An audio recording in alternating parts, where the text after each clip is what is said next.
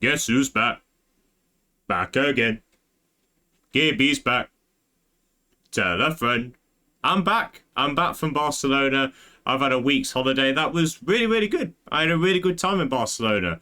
Seen the sights, had a nice day on the beach, seen the best building I've ever seen with my own eyes. Overall, a really nice holiday, but I'm very happy to be back, ladies and gentlemen. And what better way to announce my return than reviewing a really forgettable and mediocre horror movie, and that is Lee Cronin's The Mummy. Now, you're not going to believe this, but this movie was directed by Lee Cronin, and it stars Jack Reynor and Laia Costa. And in this new reimagining of the Mummy story, a young daughter of a journalist disappears into the desert without a trace. 8 years later, the broken family is shot when she is returned to them, as what should be a joyful reunion turns into a living nightmare. Lee Cronin's The Mummy was a film I went into not really excited, but I went into with an open mind. I saw the negative reviews and that supposed story that James Wan, who's a producer on this movie, walked out of a screening because he hated it so much. Really, really encouraging signs. And also, personally, the director's previous movie, Evil Dead Rise, I wasn't the biggest fan of that movie. I know a lot of people love it. Personally, I don't think it's a good Evil Dead movie whatsoever. So with everything going against this movie, did it at least manage to cross the finish line and be really good? No. But I wouldn't really consider this a really bad movie. Lee Cronin's The Mummy is the most 5 out of 10 horror movie I have seen this year. This movie does nothing special. Everything that happens in this movie you have seen done far better in a million other movies.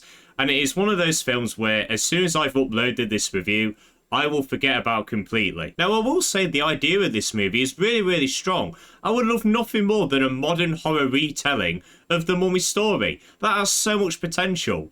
But unfortunately, they gave it the most bare bones, horror cliched script. I know that's not even a proper grammatical sentence, but that is the best way I can describe it. This movie follows all of the regular beats of any generic horror movie, including the expert, who is not a character. He shows up for one scene to tell you some random exposition that'll come back in the third act. But even with a really generic script, that doesn't mean this movie can be bad. Sometimes a movie can be really, really basic and work really, really well.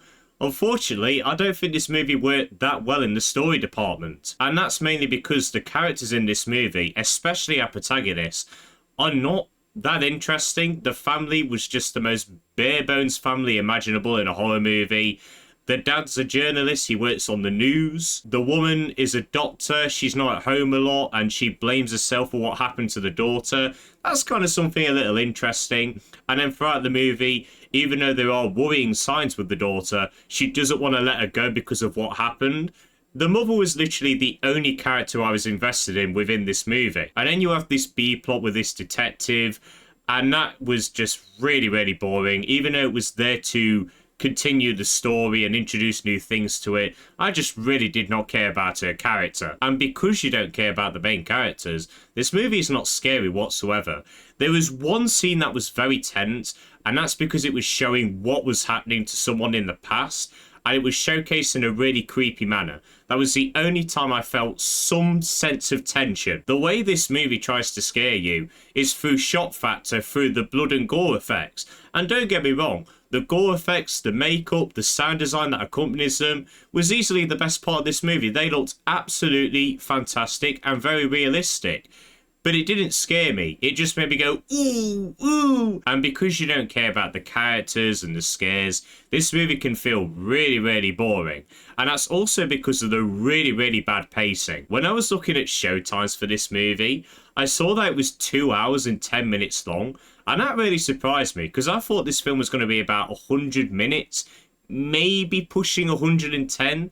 But to my surprise, it was really long and it feels really long. This movie could have cut out at least 25 minutes of footage where they're just re-showing bits of gore and trying to shock you again, and it would have been 10 times better. I also do think this movie has some technical issues as well, especially with the editing. Lee Cronin really likes to do this thing where he goes back and forth, and does that really juggedy zooming in on a mouth or an eye while something really disgusting is happening or something spooky is being said. And I'm going to be honest with you guys, I hate it when horror movies do that. I find it really corny, really laughable, and it is done to death in this film. There are some really decent shots. I do like how Lee Cronin shows a character, blurs out the background, something is happening in the background, and you just want the character to turn around. He does that a lot in this movie, and I think it's used to great effect. And also, the CGI in this movie, whoa. There is quite a bit of CGI in this film, and that's because it has this really explosive final battle, which is something that's really plaguing a lot of horror movies nowadays. But there was one scene right at the start of this movie with some coyotes, and they looked terrible.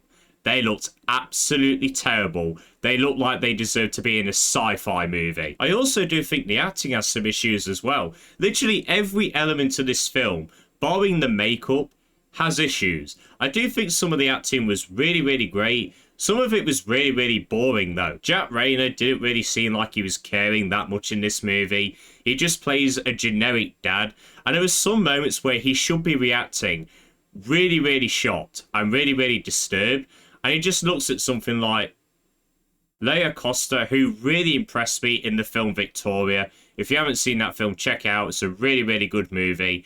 She's decent in this movie. She has her moments to shine, especially when she's with the actress playing the younger daughter. But other than that, she was nothing special. The standout easily was Natalie Grace, who plays Katie, the daughter who's possessed. She was fantastic in this movie. The way that she moved around, the creepy voice that she had for when she was possessed, she was absolutely fantastic. And I really can't wait to see her do more stuff in the future. And that's really all I have to say about Lee Cronin's The Mummy. It really is one of the most forgettable, generic horror movies I have seen in a while. There is some decent acting. The blood and gore effects are easily the standout in this movie. But the story, the characters are incredibly generic. The scares are not that scary. It's just made for shock factor. Everything that is in this movie, you have seen done better in a million other films. I don't think it's a bad movie. I didn't hate watching it. I don't think I wasted my time. But it's just meh. So Lee Cronin's The Mummy is going to receive a 4.5 out of 10. So that was really boring. Not really one I can suggest to you. Next week, though, is a film I am really, really excited for. Here's a clue. So yeah, people, that was my review of Lee Cronin's The Mummy. If you have seen the film, do let me know your thoughts on it. Did you like it? Did you not? Let me know. But I hope you all enjoyed this video. Have a good day, guys, and see you later.